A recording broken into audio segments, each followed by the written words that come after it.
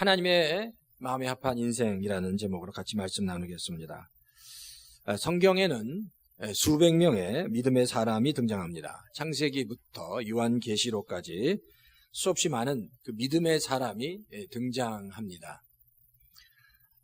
근데 그 한 사람 한 사람 믿음의 사람들이 참 감동적인 이야기들을 가지고 있고 그 한 사람 한 사람들이 굉장히 큰 영적인 자산들을 가지고 있습니다. 근데 그 많은 사람들 중에 우리가 너무 잘 아는 오늘 우리가 읽었던 그 본문의 그 주인공인 다윗은 특별하게 항상 우리에게 다가옵니다. 누구든지 성경을 읽다 보면 지금 다윗에 대한 이 기록을 생각하면서 기록을 보면서 깊은 생각에 빠지기도 합니다. 사실 사도행전 13장에 보면 하나님이 다윗에 대한 평가가 나오는데 그 평가가 이렇습니다. 내가 이새의 아들 다윗을 만나니 내 마음에 합한 사람이라 라고 얘기합니다. 내가 이새의 아들 다윗을 만났는데 그가 내 마음에 합한 사람이었다라고 기록하고 있다는 거예요. 여기서 마음에 합하다라는 이 뜻은 마음이 맞는다라는 뜻입니다. 마음에 든다는 겁니다. 내가 그를 볼 때마다 기뻐한다는 겁니다. 그래서 도대체 하나님께서 이 다윗을 향해서 너는 내 마음에 합한 자야라는 이 말씀, 하나님의 이 마음이 도대체 뭘까? 뭐가 하나님이 다윗의 그 모습에서 뭐가 하나님의 마음에 맞았을까라는 그런 질문을 던지고 한 세 가지 정도로 한번 같이 살펴보기 원합니다. 첫 번째, 하나님께서 다윗이 내 마음에 합한 자라고 했을 때 사람은 다윗을 주목하지 않았지만 다윗은 늘 하나님의 주목만 있으면 됐다는 겁니다. 다윗은 다른 사람의 주목에 연연해야지 하나님의 주목만 그가 기대하고 하나님의 주목을 바라봤다는 겁니다. 오늘 말씀의 배경을 보면 그렇습니다. 하나님께서 사울을 버리고 사무엘에게 이새의 집에 가서 그 아들 중에 왕을 삼으라고 얘기합니다. 이새의 집을 방문합니다. 근데 첫 번째 아들이 엘리압이었고 둘째가 아비나답이었고 삼마였습니다. 7째까지 다 봤는데 아무도 하나님의 마음에 합한 자가 없었다는 거예요. 기름을 부어야 될 자가 없었습니다. 그래서 사무엘이 그 이새에게 묻죠. 뭐라고 묻죠? 아들이 지금 여기 나온 아들이 전부냐라고 묻습니다. 그때 이새가 아직 막내가 남아있다라고 얘기합니다. 11절에 아직 막내가 남아있기는 합니다만 이런 뜻이에요. 근데 좀 변변치 못한 막내가 있는데 과연 그 막내가 이스라엘 왕이 될 수 있을지 그 의문입니다. 이제 그런 이야기를 하는 겁니다. 그 이야기를 들은 사무엘이 이새에게 빨리 그 아들을 데려오라고 얘기합니다. 그 이야기를 듣고 바로 다윗을 벌판에서 형들이 다 왔으니까 형들이 양을 막 열심히 치고 있는 그 양을 치고 있는 다윗에게 가서 다윗을 데려왔는데 사무엘이 그 다윗의 얼굴을 보는 순간에 오늘 본문에 보니까 바로 이 사람이다라고 하나님께서 말씀하셨다라는 거예요. 막내였는데 하나님께서 사무엘을 바로 이 사람이다. 그래서 형제들이 다 보는 앞에서 아버지 이새와 그 모든 온 가족이 보는 앞에서 사무엘이 다윗에게 기름을 부었다라고 성경은 기록하고 있습니다. 근데 여기서 11절에 바로 막내라는 단어가 히브리어로 카탄이라는 단어인데 사실 이 막내라는 히브리 문화에서 이 카탄이라는 이 막내라는 뜻은 이겁니다. 하찮은 존재, 중요하지 않은 존재를 카탄이라고 합니다. 그러니까 이 다윗이 그 집안에서의 다윗의 위치를 우리가 알 수 있습니다. 다윗의 아버지 이새조차도 이 막내인 다윗을 인정하지 않았습니다. 중요한 존재로 여기지 않았습니다. 하찮은 존재로 생각했다는 거예요. 한마디로 다윗은 이 집안에서 뭐가 없어요? 존재감이 없었다라는 겁니다. 아무도 그를 주목하지 않았다는 겁니다. 집안에서 일들이 있으면 다 굳은 일은, 하찮은 일은 다 다윗이 도맡아서 처리했습니다. 아무도 그를 주목하지 않았습니다. 아무도 그를 인정하지 않았습니다. 그럼에도 불구하고 성경은 다윗이 그 일을 감당하면서 그러죠. 시편 23편의 다윗의 고백처럼 다윗은 사람의 주목을 의식하지 않고 여호와는 나의 목자시니 내가 부족함이 없으리로다. 그가 나를 푸른 초장에 누이시며, 이 찬양을 하면서 자기가 맡고 있는 그 목자의 사명을 감당하고 있었다라는 거예요. 그리고 모든 공은 다 형들에게 돌리고 자기는 오로지 여호와 하나님만 주목하면서 최선을 다해 성실하게 일을 했다라는 겁니다. 자신을 드러내지 않고 오로지 하나님께만 집중하면서 하나님을 찬양하면서 최선을 다해 살아왔던 그 다윗을 하나님께서 뭐라고요? 기뻐하신 겁니다. 사람들의 시선에, 사람들의 주목에 연연해하지 않고 자기가 맡은 일들을 오로지 하나님만 바라보면서 사역했던 그 다윗을 하나님이 주목하셨습니다. 시편 27편 10절에 보면 다윗의 마음이 이렇게 쫙 드러나요. 그동안 다윗이 가졌던 마음이 드러나는데 시편 27편의 성경이 기록합니다. 내 부모는 나를 버렸으나 여호와는 나를 영접하셨도다라고. 내 부모는 나를 버렸. 다윗도 알았습니다. 자기의 부모 이새가 자기에게 관심이 없다는 걸, 자기에 대한 주목함이 없고 하찮은 존재로 늘 집안에 있는 굳은 일만 담당하는 그런 하찮은 존재로 여겼다는 것을 그가 알았습니다. 그런데 하나님이 자신을 높이 들어 쓰셨다고 다윗이 고백하고 있습니다. 그러니까 상황과 환경과 상관없이 다윗은 하나님께 집중했습니다. 하나님께 집중하면서 자기의 일을 최선을 다할 때 하나님께서 다윗을 사용하셨다는 겁니다. 제가 지난 시간에도 이순신 장군에 대해서 잠깐 말씀을 드렸는데 어떤 분이 이순신 장군의 리더십과 그분의 정신세계를 10가지로 표현한 글이 있습니다. 제가 한번 읽어드릴 테니까 한번 들어보세요. 이순신 장군에 대한 10가지 표현입니다. 집안이 나쁘다고 탓하지 마라. 나는 역적의 가문에서 태어나 가난 때문에 외갓집에서 자랐다. 머리가 나쁘다고 말하지 마라. 나는 첫 시험에서 낙방하고 32의 늙은 나이에 겨우 과거에 급제했다. 좋은 직위가 아니라고 불평하지 마라. 나는 14년 동안 변방 오지의 말단 수비 장교로 돌았다. 윗사람의 지시라 어쩔 수 없다고 말하지 마라. 나는 불의한 직속상관들과의 불화로 몇 차례나 파면과 불이익을 받았다. 기회가 주어지지 않는다고 불평하지 마라. 나는 적군의 침입으로 나라가 위태로워진 후 47의 제독이 되었다. 6번째, 조직에 지원이 없다고 설명하지 마라. 나는 스스로 논밭을 갈아 군자금을 만들었고 23번 싸워 23번 이겼다. 윗사람이 알아주지 않는다고 불만 갖지 마라. 나는 끊임없는 임금의 오해와 의심으로 모든 공을 빼앗긴 채 옥살이를 해야 했다. 자본이 없다고 절망하지 마라. 나는 빈손으로 돌아온 전쟁터에서 단 12척의 낡은 배로 외적 330척의 배를 무찔렀다. 옳지 못한 방법으로 가족을 사랑한다 말하지 마라. 나는 20살의 아들을 적의 칼에 잃었고 또 다른 아들과 함께 전쟁터로 나갔다. 죽음을 두렵다고 말하지 마라. 나는 적들이 물러가는 마지막 전투에서 스스로 죽음을 택했다. 이순신 장군의 그 라이프 스토리를 10가지로 정리했는데 정말 누가 정리했는지 정말 써머리를 잘했습니다. 사실 이 이순신 장군은 가장 열악한 환경 속에서 그 환경을 탓하지 않고 그 절망적인 환경 속에서 자신의 일을 꿋꿋이 끝까지 감당한 사람이었습니다.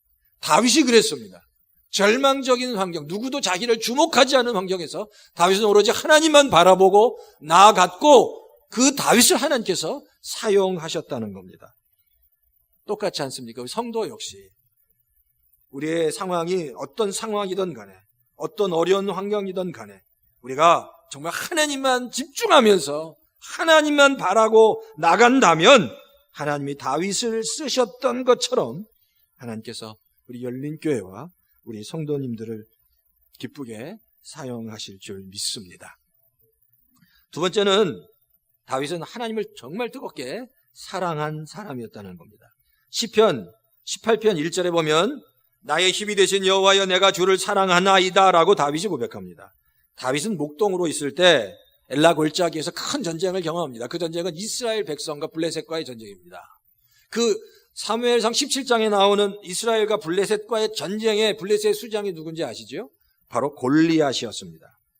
근데 이 골리앗이 그 이스라엘 그 군사들 앞에서 하나님의 이름을 모독합니다. 하나님의 이름을 모독하는데 그 골리앗이 전하는 그 하나님의 이름을 모독하는데 아무도 그 앞에 나서는 사람이 없었습니다. 그 소리를 들었던 다윗이 막 부글부글 끓었다는 거예요. 성경에 보니까 사무엘상 17장에 이렇게 기록합니다. 다윗이 물맷돌과 막대기를 들고 나가서 이렇게 너는 칼과 단창으로 우리 앞에 나왔지만 나는 만군의 여호와 하나님의 이름으로 너에게 나간다. 오늘 여호와께서 너를 내 손에 붙이셨나니 전쟁은 여호와께 속한 것인 줄 알게 하겠다라고 말하는 거예요. 전쟁은 여호와께 속했다. 오늘 너를 우리 이스라엘 백성들에게 이스라엘의 군사에게 붙였다라고 외치면서 바로 블레셋 군사들 앞에 나간다는 겁니다. 다윗의 손에는 5개의 물맷돌이 있었는데 첫 번째 물맷돌 하나로 골리앗이 쓰러집니다. 그리고 그것을 본 이스라엘 백성들, 그리고 다윗이 그 골리앗의 칼을 뽑아서 골리앗의 머리를 자르는 순간에 그것을 본 이스라엘 군사들이 다 같이 큰 성을 지르며 나가 그 전쟁의 승리를 경험하게 됐다는 겁니다. 이 전쟁을 가만히 보면 그렇습니다. 다윗의 가슴은 늘 하나님으로 뜨거웠습니다. 하나님의 이름이 모독되는 것이 너무너무 가슴이 아팠습니다. 하나님의 이름이 모독되는데 아무도 반응하지 않는 것에 너무 가슴이 아팠습니다. 다윗의 가슴은 하나님에 대한 사랑으로 늘 뜨거웠다. 이 다윗의 이 마음을 사실 다윗이 범죄했을 때도 잘 압니다. 우리가 너무 잘 다윗은 간음죄를 저질렀습니다. 그리고 살인죄를 저질렀습니다. 누구를 간음했죠? 우리아의 아내 밧세바를 간음했습니다. 그리고 그 남편 우리아까지 전쟁에서 죽게 했습니다. 살인죄를 저질렀습니다. 이것을 아주 아무도 모르게 다 감췄습니다. 근데 하나님께서 나단 선지자에게 그것을 알려주셔요. 그리고 나단 선지자가 다윗에게 나가 그 다윗의 죄악을 지적하며 다윗을 심하게 책망했습니다. 근데 만약에 그 당시 다윗의 힘이었다면 나단 선지자도 아무도 모르게 죽일 수 있었습니다. 그리고 그 모든 사건을 이렇게 덮을 수 있었겠죠. 근데 다윗은 그 나단 선지자의 이야기를 듣고 이렇게 고백합니다. 시편 51편에 성령이 다윗의 그 고백을 합니다. 하나님이여 내 속에 정한 마음을 창조하시고 내 안에 정직한 영을 새롭게 하소서. 나를 주 앞에서 쫓아내지 마시고 주의 성령을 내게서 거두지 마소서. 우슬초로 나를 정결하게 하시고 내가 정하리다. 나의 죄를 씻어주소서. 내가 눈보다 희일이다. 다윗은 알았어. 자신이 약해서 범죄했다는 걸 알았어. 자신이 약해서 범죄하고 넘어졌지만 하나님 제발 내 부탁은 내가 범죄했지만 제발 하나님의 영을 거두어 가시는 것만은 하지 말아 주십시오. 하나님의 영이 나에게 떠나는 것, 나에게 하나님의 영을 거두어 가는 것만을 막아달라고 고백합니다. 제가 왕의 자리를 빼앗겨도 상관없습니다. 제가 가지고 있는 모든 부귀, 영화, 모든 명예를 잃어도 상관이 없습니다. 다 버려도 상관이 없습니다. 하나님만 나를 받아주신다면, 하나님의 영만 내 안에 계신다면, 하나님의 은혜를 내가 계속 붙잡을 수만 있다면 내가 다 모든 것을 버릴 수 있습니다. 라는 심정으로 하나님께 나갔다는 겁니다. 그러니까 하나님이 다윗의 그 마음을 보고 기뻐하지 않을 수 없었다. 내가 왕을 내려놔도, 내가 지금까지 누렸던 부귀영화와 모든 명예 권세 다 내려놔도 하나님의 영만을 거두어 가지 마십시오. 하나님의 영을 나에게 부어주십시오. 라고 다윗이 고백하고 있습니다. 바로 그 다윗의 마음, 그 마음이 하나님이 보시기에 정말로 기뻤다라는 거예요. 정말로 기뻤다. 지금도 이라크 잘 아시죠? 요즘 그 연합군이, 미국이 주된 연합군이 이라크의 모술을, 마지막 근거지 모술을 공격한다는 소식이 있습니다. 사실 근데 이 모술은 제가 여전에도 말씀드린 것처럼 그 중동에 남아있는 마지막 크리스찬 공동체가 모술에 있습니다. 모술에 있는 크리스찬들이 약 6만에서 10만 명 정도가 중동에 마지막 남아있는 크리스찬인데, 사실 이 IS가 그걸 알고 모술을 자기의 가장 중요한 근거지로 삼았습니다. 근데 IS가 그 모술을 점령할 때 그 모술에 있었던 수없이 많은 크리스찬들이 그 열악한 상황 속에서도, 죽음 앞에서도 개종하지 않고 물러서지 않고 정말 이곳저곳을 방랑하면서까지 피신한 이유가 딱 한 가지입니다. 바로 그 모술에 있었던 크리스찬들은 자기가 말도 안 되는, 풀 한 폭이 없는, 물 한 모금 마실 수 없는 그런 광야 같은 산으로 가서 피신할 수밖에 없는 상황 속에서도 주님을 버릴 수 없기 때문에, 주님의 사랑을 끊을 수 없기 때문에, 그 배교할 수 없기 때문에 그 없이 수없이 말도 안 되는 고통을 겪어가면서 피난 생활을 하고 있다라는 거예요. 주님을 사랑하니까 그 주님의 사랑을 끊을 수 없기 때문에, 그 주님의 사랑을 끊을 수 없어서.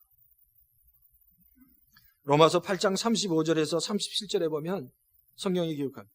누가 우리를 그리스도의 사랑에서 끊으리요? 환난이나 공고나 박해나 기근이나 적신이나 위험이랴 칼이랴.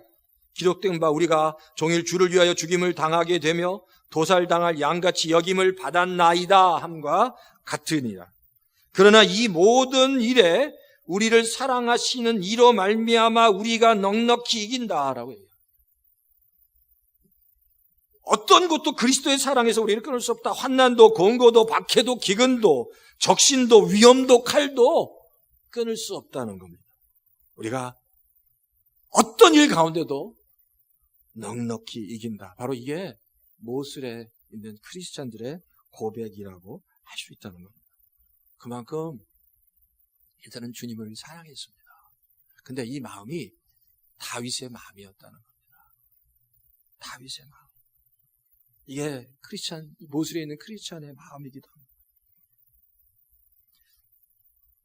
만약에 우리가 정말 조금만 더 하나님께 집중한다면, 우리가 이 땅을 살아가면 조금만 더 하나님께 집중해서 하나님을 바라본다면, 하나님도 우리 마음 안에서 하나님을 향한 그 마음을 깨닫게 하실 줄 믿습니다.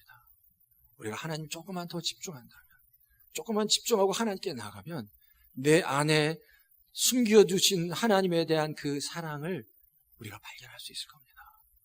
바라기는 우리 열린교회 모든 성도들 역시 이 모술의 크리스찬처럼, 다윗처럼 그 마음속에 있는 그 하나님의 사랑이 정말 깨달아지고 경험되어지고 발견되어지는 역사가 우리 성도님 가운데 있기를 주의 이름으로 축원합니다. 세 번째는 다윗에게는 성전에 대한 엄청난 열정이 있었습니다. 사실 다윗이 갖고 있는 이 성전에 대한 열정은 예배에 대한 열정입니다. 그냥 단순히 예배에 대한 열정뿐만 아니라 하나님의 나라에 대한 열정입니다. 다윗을 통한 하나님의 엄청난 섭리와 하나님의 나라에 대한 그 비전을 다윗이 가지고 있었다라는 겁니다. 시편 69편 9절에 보면 성경이 이렇게 기록합니다. 주의 집을 향한 열정이 나를 삼켰다라고 해요. 주의 집을, 주의 성전을 향한 열정이 나를 삼켰다. 얼마나 주의 성전을 향한 열정이 다윗에게 있어, 그것이 다 자기를 삼켰다고 다윗이 고백하고 있습니다.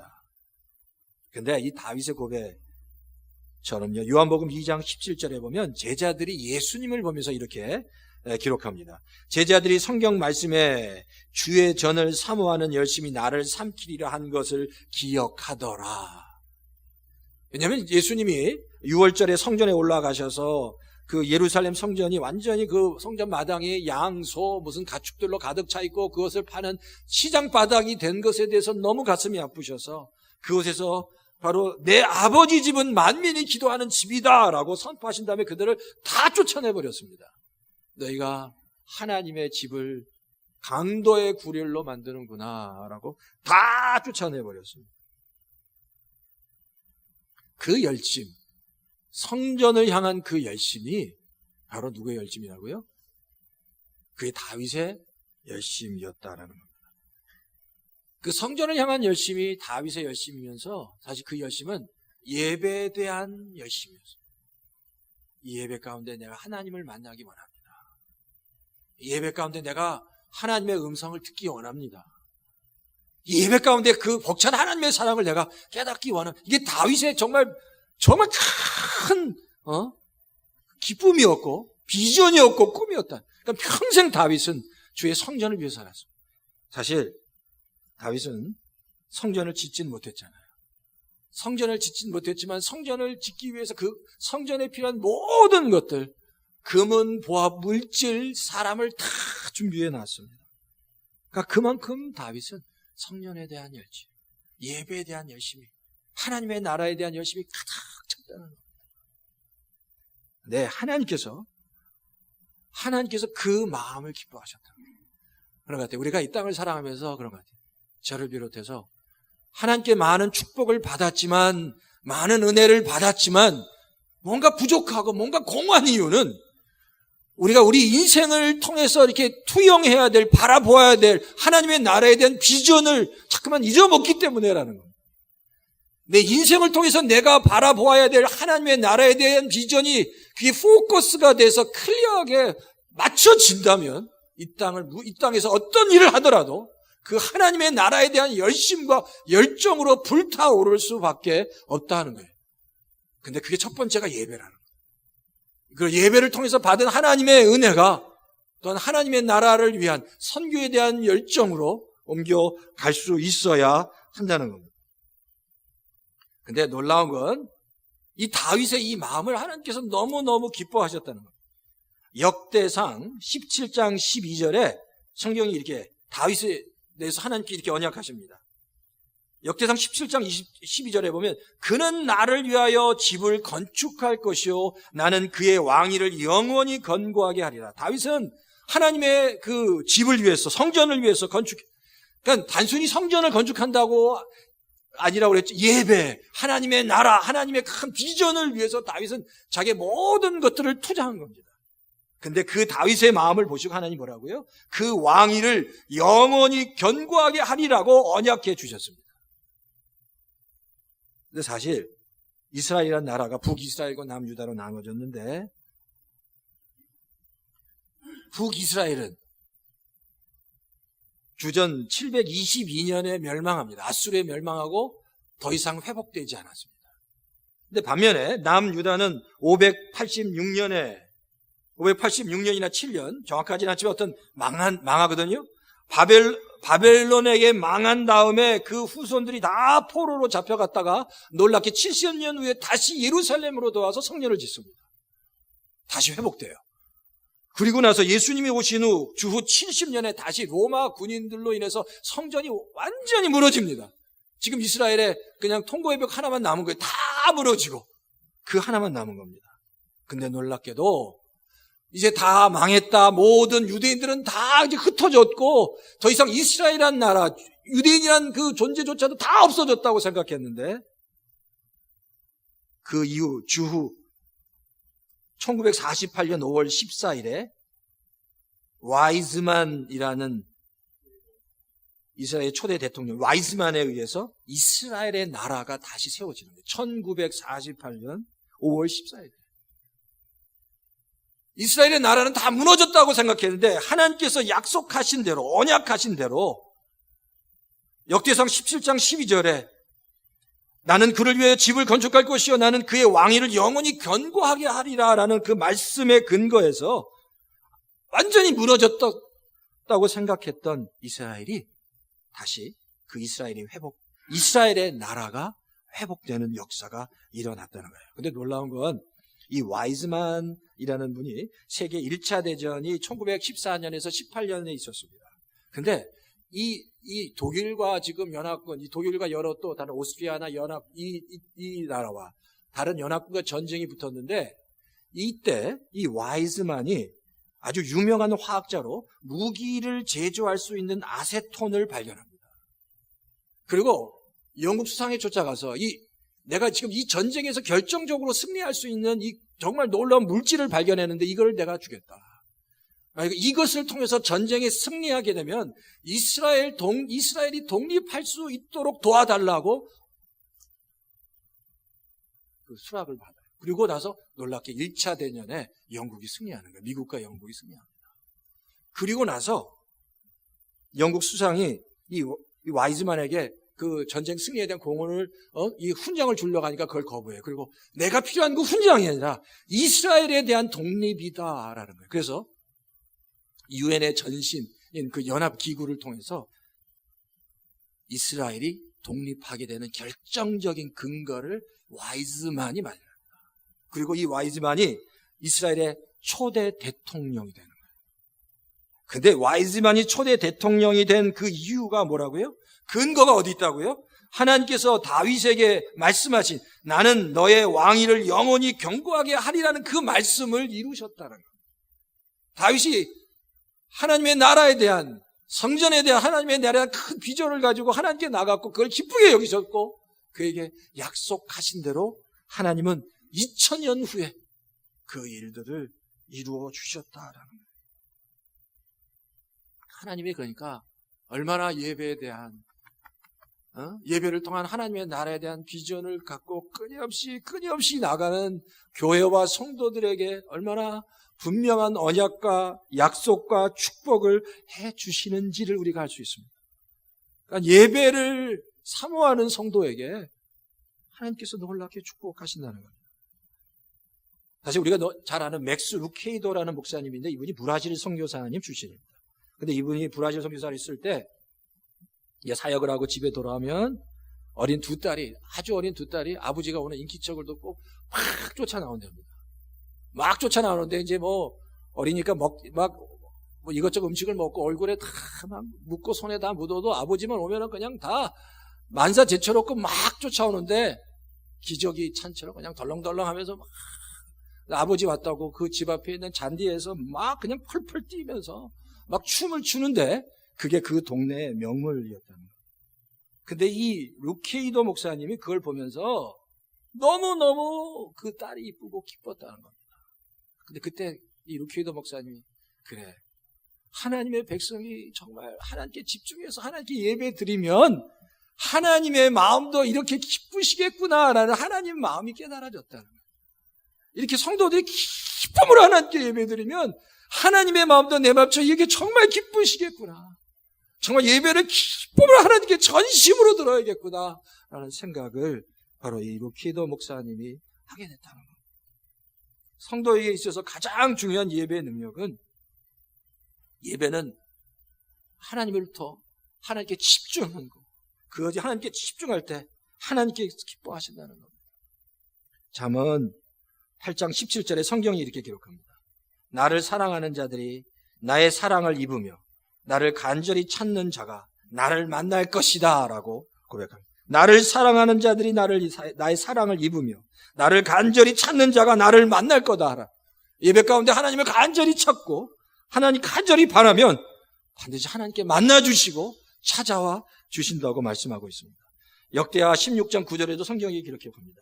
여호와의 눈은 온 땅을 두루 감찰하라 전심으로 자기에게 향하는 자들을 위하여 능력을 베푸시나니.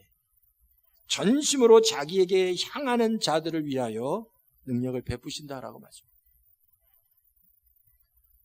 오늘 이 예배 가운데 우리가 만약 하나님께 집중할 수 있다면, 하나님께 향할 수 있다면 하나님께서 우리에게 찾아와 만나 주실 겁니다.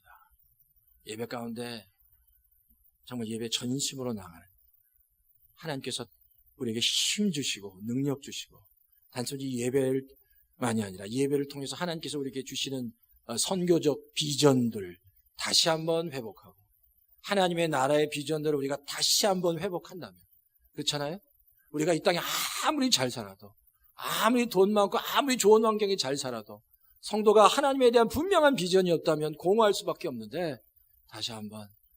우리가 다시 한번 이 땅에서 하나님께서 주시는 예배의 기쁨과 하나님의 나라에 대한 비전을 다시 한번 우리가 클리어하게 집중하고 주목할 수 있다면 하나님께서 우리 열린교회 성도 한 분 한 분을 통해서 놀라운 일들을 이루실 줄 믿습니다.